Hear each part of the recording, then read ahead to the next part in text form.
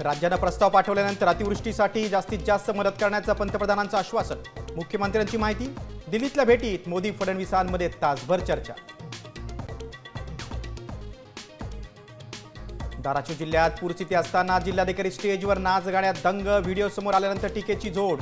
विरोधकांची बडतर्फीची मागणी तर महसूल मंत्र्यांचे विभागीय आयुक्तांना चौकशीचे आदेश।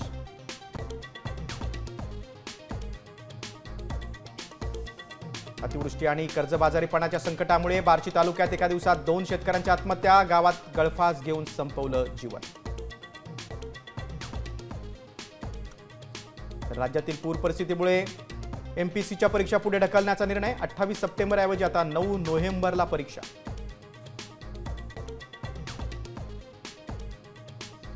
आय लव्ह मोहम्मदचं लोण आता राज्यातही। भायखळा आणि संभाजीनगरमध्ये झळकले पोस्टर्स तर हिंदुत्ववाद्यांचीही आय लव्ह महादेवची बॅनरबाजी।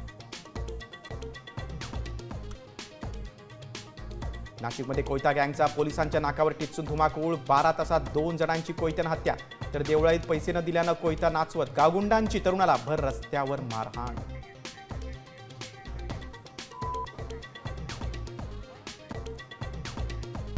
आता isakal.com आहे देशातील नंबर 1 ची मराठी न्यूज वेबसाईट। प्रत्येक अपडेटसाठी isakal.com ला नक्की भेट द्या।